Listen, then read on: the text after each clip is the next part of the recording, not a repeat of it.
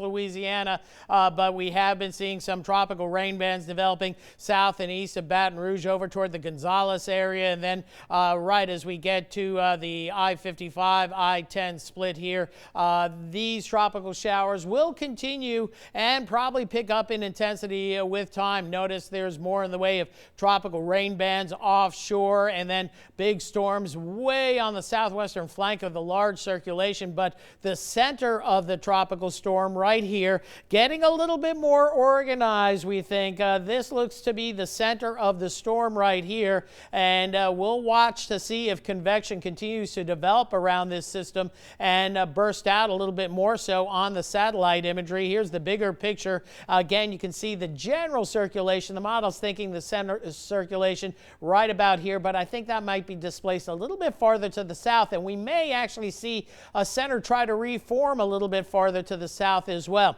Here's the satellite imagery, the enhanced satellite imagery that we have been watching during the course of the day. This is a 12-hour loop, and we continue to see convection getting a little bit more centered underneath that center of circulation. So again, we're seeing those storms that are starting to wrap around the center. So this does look like it's strengthening a little bit. We have no other evidence on that right now other than the satellite imagery that we have been watching tonight, and a slow, steady increase in intensity certainly possible over the next 8 to 12 hours or so prior to landfall. And landfall now looking a little bit closer to daybreak tomorrow morning or later this morning. So we will continue to watch that. If you missed our coverage on the newscast earlier this evening, we'll get you fully updated on the storm track. And again, this is where the National Hurricane Center put the center of circulation earlier. It's not moving a whole lot, drifting to the west-northwest at 3, so the center is pretty much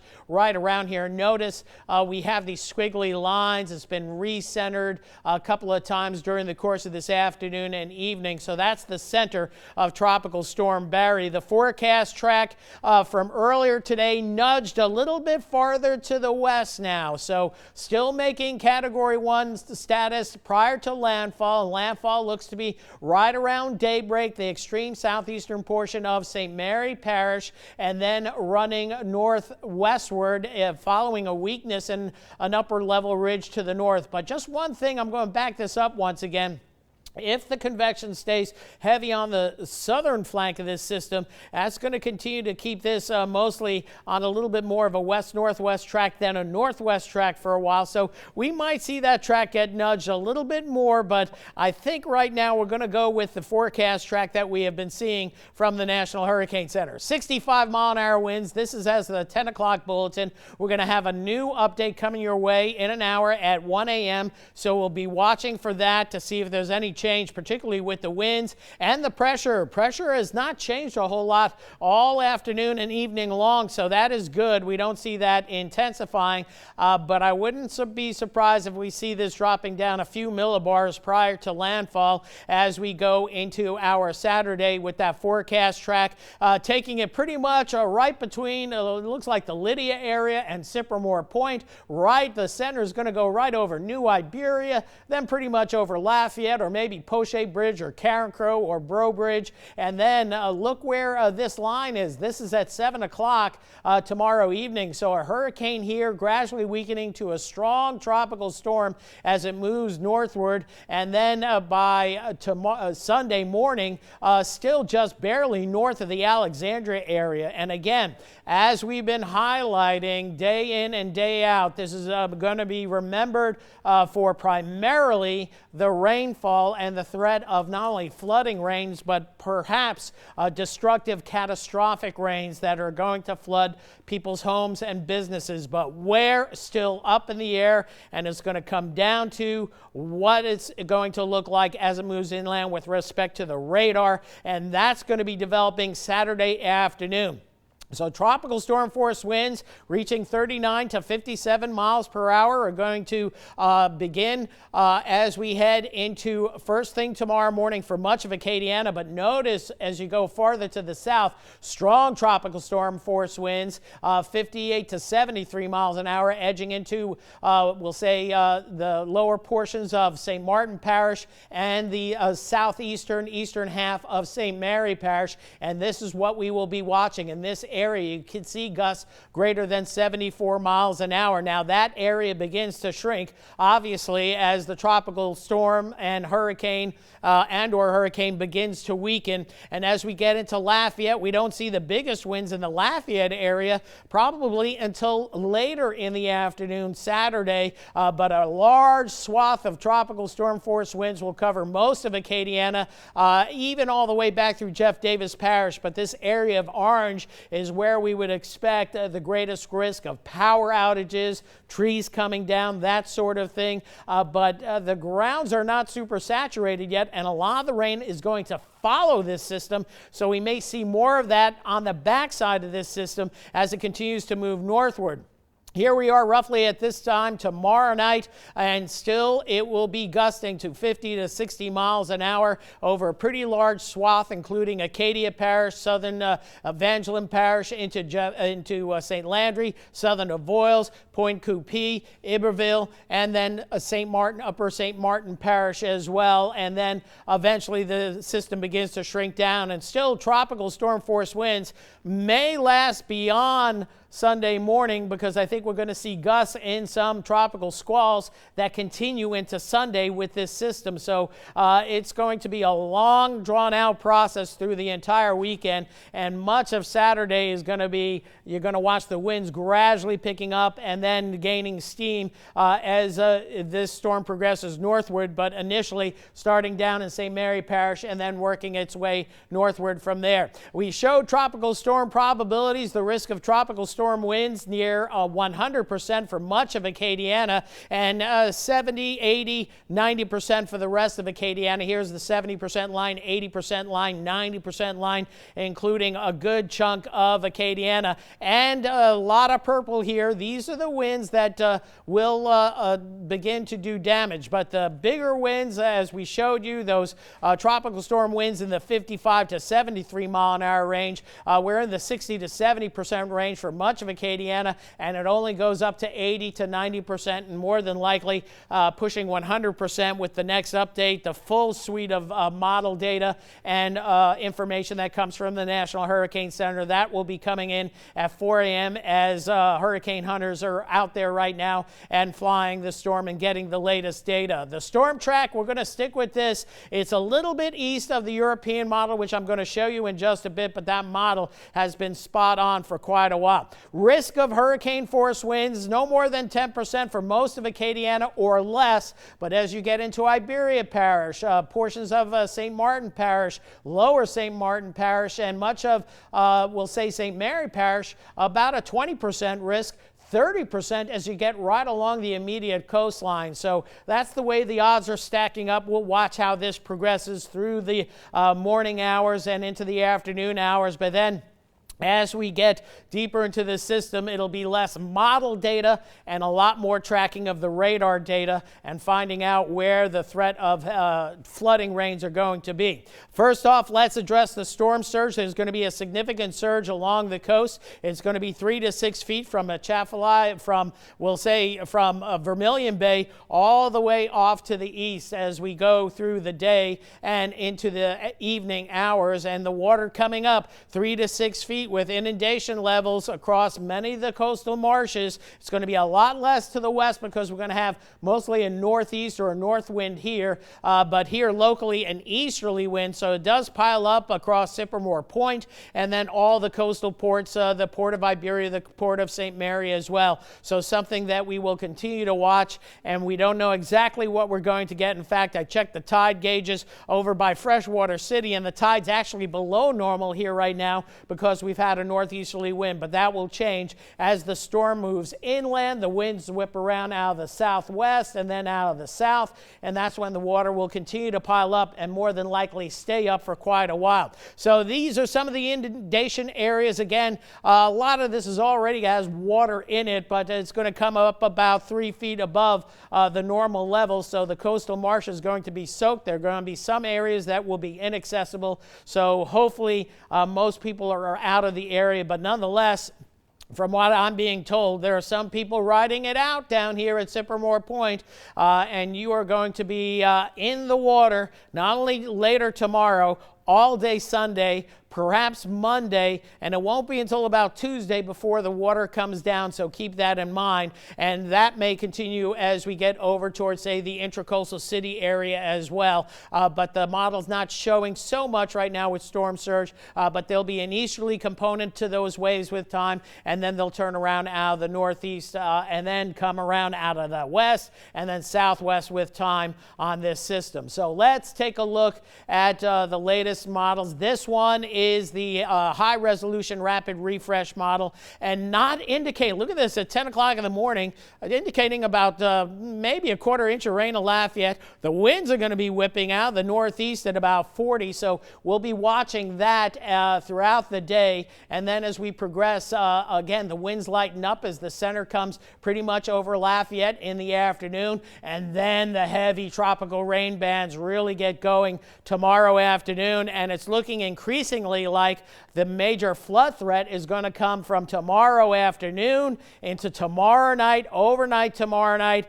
and well into Sunday as well. Here we are at 10 o'clock tomorrow night, those tropical rain bands per this model pounding much of the area, and then that will be spreading west-northwestward across the rest of Acadiana through the overnight hours tomorrow night, and then going into Sunday as well. Oops, we lost some of the model data. New model coming in, sometimes that happens. So let's look at the Euro model. Most reliable model that we've had for a long time has the center of the storm coming up pretty much along the hurricane forecast track, which is right along I-49. Again, the Euro is a little displaced to the west, so that could really play into where ultimately the heaviest rains fall with this system. But as we have been indicating, yeah, there's going to be wind, there's going to be some trees down and power outages, but this is going to be most remembered by the disruption that we will have by flooding rains, and maybe anywhere from destructive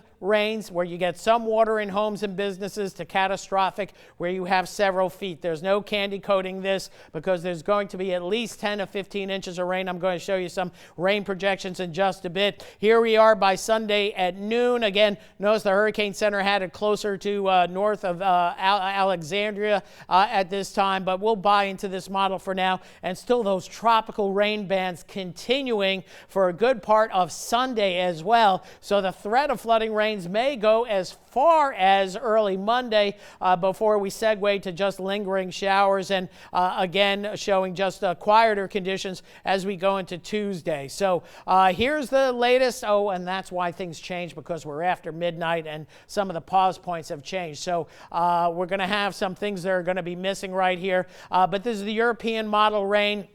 And again, we're still looking at a 10 to 15 inch rainfall, isolated spots, 15 to 25, and that's per the National Hurricane Center. That's not me, that's not just this model, but where those rains fall are going to be very, very important to dictate on who's going to flood and who's not going to flood. But a foot of rain possible anywhere in Acadiana, eastward all the way over to Baton Rouge, all the way to Morgan City, even though the model here not showing as much rain there, but I think that will be the case as well. So this model run, let's hope it doesn't disappear. Yeah, you know what I'm going to do? I'm going to go over to the weather lab and just back it up, because this is the latest RPM model rainfall, and because we passed midnight, we kind of got spanked here by the time change on the day. But let me back this up, and I'm going to have to do the rest of this forecast here from the weather lab. But look at the rainfall totals across the area. A lot of foot rainfalls. There are some spots showing more than 15 to 20 inches of rain. and this is the latest RPM model, which does have the center of the storm going a little bit farther to the north and west. But you can see, just like the European model, you get into the areas of cream color. You're talking 15 inches of rain. There are spots of 20 inches of rain. There's going to be some red. We see that mostly offshore, but that's going to be building inland, and this RPM model is only getting us to Sunday night. There's going to be additional Sunday night at 9:30. There's going to be additional rainfall that works its way northward with time, so that will continue well into Sunday night. So the flooding threat will begin tomorrow afternoon, evening, and it won't end until probably sometime early on Monday. Let's go to the main tropical storm graphic here on the timeline, and as we've been saying, the first issue, tides and surge. Tides are going to be rising overnight from the southeast to the northwest. As we mentioned, tides actually below normal as you get into the western portions of Vermilion Bay right now because of the north wind. It's been breezy out there across the area. Low-lying coastal areas below 5 feet expect to be inundated. I have through Sunday. I might as well put this up through Monday or Tuesday for sure. Still expecting 5 to 15 inches of rain area-wide, severe flooding for many folks, catastrophic flooding for some in spots, 15 to 25 inches. And the bottom line, wind-wise, there's going to be wind to deal with. Prepare for sustained winds, 35 to 50.